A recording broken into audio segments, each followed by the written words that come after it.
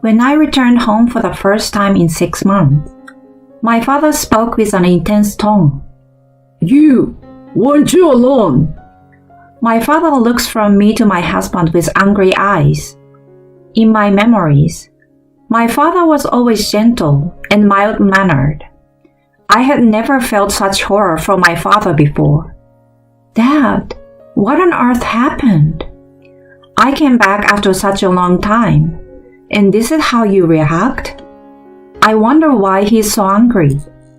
Amidst the various questions that arose, my father slowly approached me and looked me in the eye. Divorce that man right now. Eh? Dad? Please, just do it. Divorce him. My father's face seemed somewhat sad. At that moment, I had no idea that behind my father's words, there was a surprising truth hidden. My name is Natalie Engel, and I'm 28 years old. After graduating from university, I work at an advertising agency. During my student years, I wasn't very interested in romance. I was dedicated to studying and club activities. However, when I became a working adult, a friend invited me to a blind date at the age of 26, where I had a fateful encounter. It was then that I met Ricky, who was the same age as me. He worked for a very ordinary company, and his annual income was quite average. However, I was drawn to his personality, which was exceptionally kind and accepting of every aspect of me. We exchanged contact information, started going out regularly, and after a year of dating, he proposed. I happily accepted the proposal, and we became a married couple.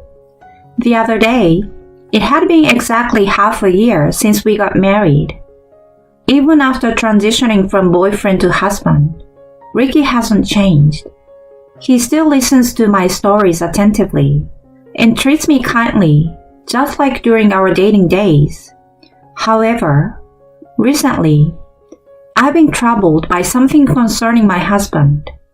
It's the fact that his job has become so busy that we can't spend much time together as a married couple. During our dating and early marriage days, he used to finish work promptly and come straight home. Although there were occasional work-related events or drinking parties, he always informed me in advance, so I never felt anxious. But recently, there have been times when he returned home late without any communication, and I don't understand the reasons. Just the other day, he came home past midnight without any notice, leaving me, who had prepared dinner and waited, feeling ignored. As this has been going on for a while now, I found myself reacting harshly to him. Hey, isn't it a bit too late? I sent you messages, and you didn't reply. I was worried, you know. Confronted by me, my husband openly wore a visibly annoyed expression and let out a heavy sigh. Sitting himself heavily on the sofa, he lazily uttered, Sorry, but I was busy with overtime. Can't you understand that I was working? But if it's overtime, you could at least send a quick message. I thought you would come home like usual, so I was waiting for dinner. You think I had time to send a message? I was too busy. Maybe your workplace doesn't have much overtime, so you can't understand my situation. Why are you talking like that? I just wanted to bare minimum, a little communication. Were you always this troublesome? I thought you were more understanding. But, overwhelmed by shock, I couldn't say anything more.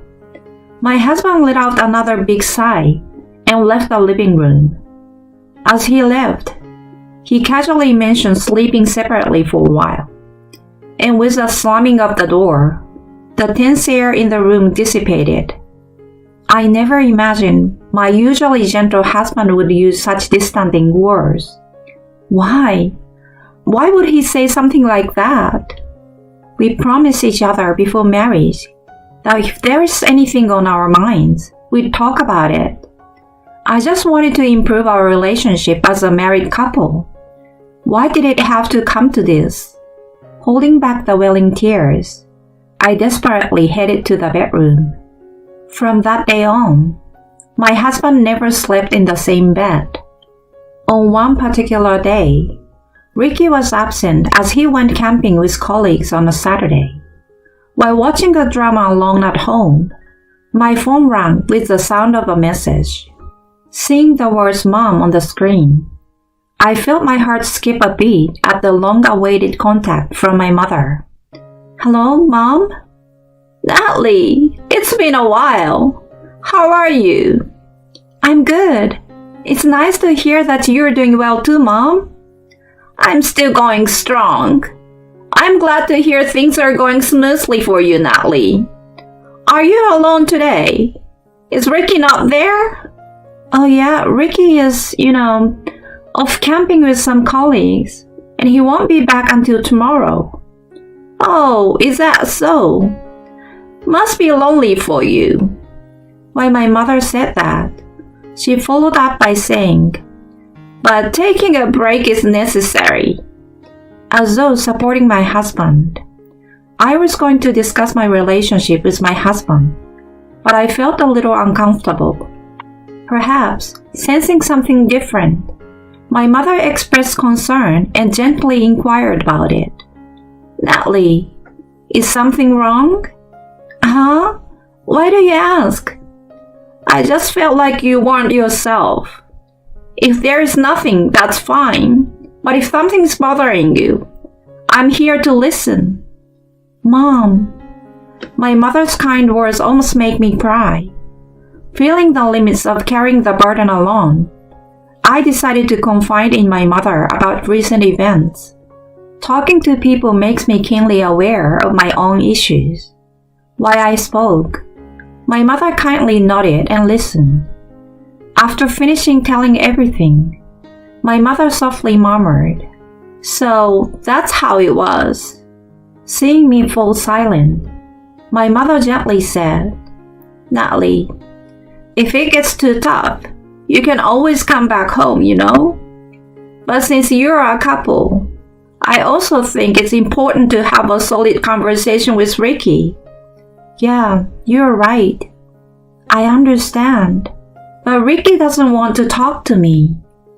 "If you decide on a date in advance for a serious talk, it might be better." "A serious talk? A scheduled time?" "Exactly. Your father and I had many clashes, and we resolved them through numerous conversations. It's not about forcing a solution. It's about compromising and working things out to the extent both can manage. That's the key to maintaining a marriage." My mother's words startled me. I realized there is no need to force a resolution to marital problems. It's about discussing and compromising until both parties are satisfied. As soon as I understood that, my heart felt significantly lighter. "Mom, thank you. I will try talking with Ricky once." "Yes, I think that's a good idea. You both are good kids, and you can work things out through conversation." "Yeah, that's true.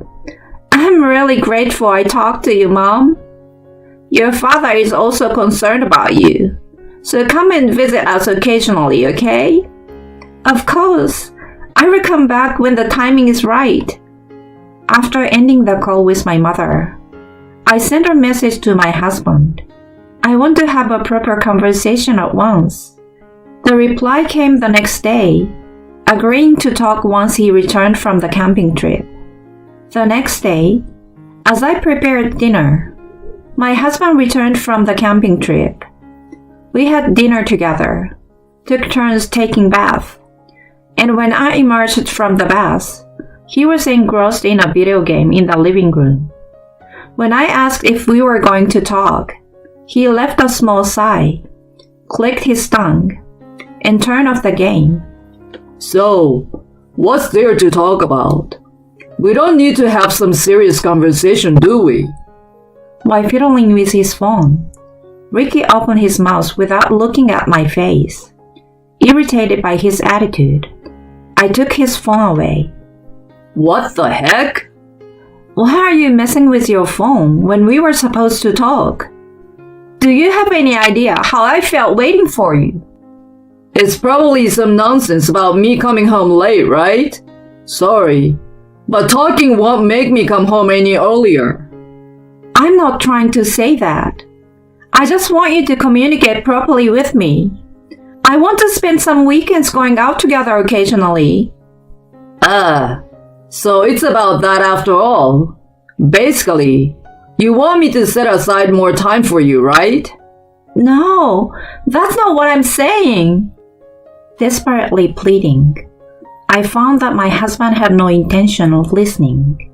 On the contrary, he visibly became more upset, glaring at me intensely.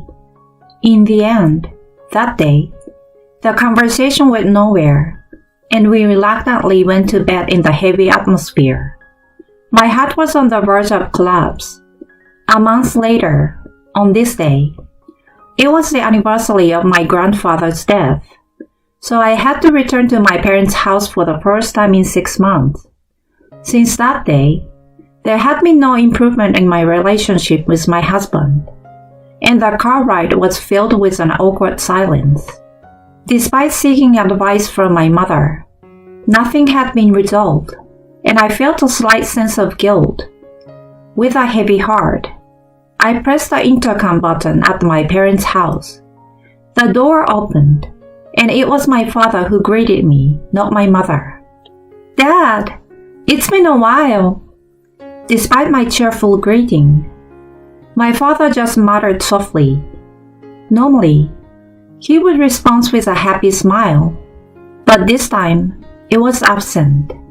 "Dad, is something bothering you?" As I pondered this, my father continued to speak. You want alone? Despite returning home for the first time in 6 months, my father's demeanor was extremely stern. With eyes filled with anger, he directed his attention from me to my husband. In my memories, my father was always gentle. Experiencing him in such an intimidating manner was a first. "Dad, what's going on? I came home after such a long time. And why are you so angry?" Amid various questions swirling in my mind, my father slowly approached me and looked into my eyes. Divorce that man immediately. "Huh? Dad? What's going on all of a sudden?" I didn't want to say something like this, but it's no use. Divorce him quickly. "Wait, Dad! You can't just say something like that out of nowhere." Just do it, please. Get a divorce. His face carried a hint of sadness. I sensed that there was something serious in my father's pained expression. The room fell into a heavy silence, and my mother hurriedly came to the entrance, asking, "What happened?" But my father remained stubbornly silent. In the tense atmosphere, the one who couldn't bear it any longer and spoke up was none other than Ricky. Wait a minute, Dad. It's too sudden to talk about divorce so abruptly. I don't want to hear your voice. Just leave Natalie and get a divorce. Huh? What's going on? Dad, I never knew you could be so unreasonable. Ricky, as if mocking, laughed and directed an unpleasant gaze at my father. In response, my father glared at him and uttered in a low voice, Then take a look at this. Saying so, he handed a brown envelope to Ricky. As soon as Ricky opened it, his eyes widened in shock. Inside were numerous photos, providing undeniable evidence of Ricky's infidelity. In the face of the silence that followed, my father coldly declared, Can you still say something after seeing this? Why do you have something like this? I heard from Natalie's mother about Natalie's concerns. When I heard the details, I found it suspicious. You've been telling Natalie about being busy with overtime, right? Huh? What's strange about that? Didn't I tell you that my acquaintance works in the same company as you? He asked around, and here's what he found out. For about a year now, the company strictly enforces no overtime days. What? My father's words triggered a memory. My father's college friend worked in the same company as my husband. When my father inquired through his friend, he learned that the company strongly promotes a no overtime policy. That's why he found the details I shared with my mom strange. My husband wasn't coming home late due to the overtime or company gatherings. It was all because he was spending time with his affair partner. Certainly, the various excuses he made to be away from home on weekends were probably because of that. The moment I realized this, I felt his emotions freezing up all at once. What's the point of discussing things from the beginning? My husband never had any intention of improving our married life. He prioritized his relationship with his affair partner. I was just a convenient woman for him. Recalling his actions and words so far, anger is simmering within me. Looking at my husband, who paled at the evidence presented by my father, I slowly spoke. Ricky, let's get a divorce. Huh? What are you talking about, Natalie? Is this some kind of joke? The one I truly love is only you, Natalie. If that's the case, then why? Why did you refuse to talk to me? Huh? If you really loved me, you should have been more supportive, right? For a long time, I couldn't feel loved by you, Ricky. No, that's not true. It's just how you felt, okay? I genuinely love you. My husband desperately makes up a lie on the spot. I was beyond angry and dismayed at him. I made it clear to my husband that I no longer felt any attraction to him. Oh, for heaven's sake, I love you? I don't want to hear that lie. If you love me, why did you cheat on me? Why did you refuse to discuss this with me? All because you prioritize your own convenience at the time, right? Because the person you are cheating on me with was more important than me, right? No, Natalie. Let's talk for a moment. We can talk. We can make things right. Huh? You have been ignoring me for so long. What do you want to talk about now? For the record, I don't have anything to say to you anymore, and I don't want to understand you. It doesn't matter whether you're serious or not. The fact that you cheated is a problem. This was the first time I became so emotional in front of my husband. He too seemed completely frozen, witnessing my intense tone. With tears welling up in his eyes, he desperately tried to speak. I told him in no uncertain terms, I will never love you again. I don't want anything to do with a scumbag like you. And I don't want to see your face ever again. If you understand, then leave now.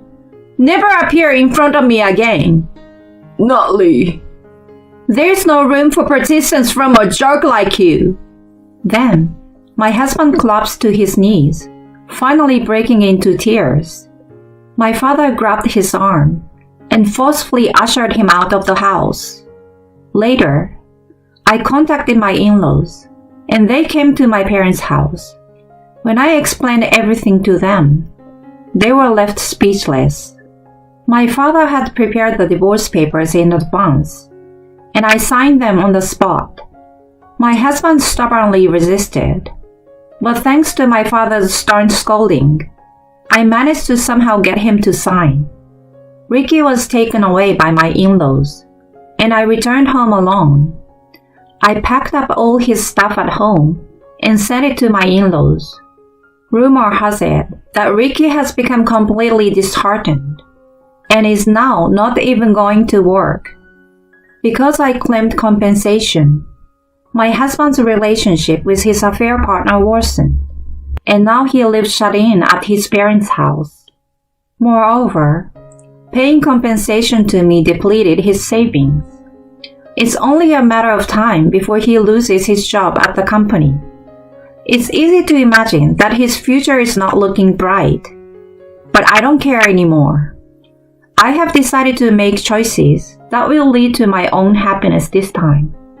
Natalie, how are you? Are you doing well? On the day I moved near my workplace, my father called. I reassured him that I'm doing well. Dad, don't worry. The move went well and I'm fine. Well, that's good to know. Sometimes I think about it. I thought maybe you would have been happier if I had kept my mouth stopped. Yeah, that's not true. I'm much happier now because of you. Natalie, yes. I wish for your happiness above all else. Thanks to my father, I'm where I am now. The reality is that I'm much happier now than when I was in my married life. From now on, I want to prioritize my own happiness for the sake of my parents who care about me.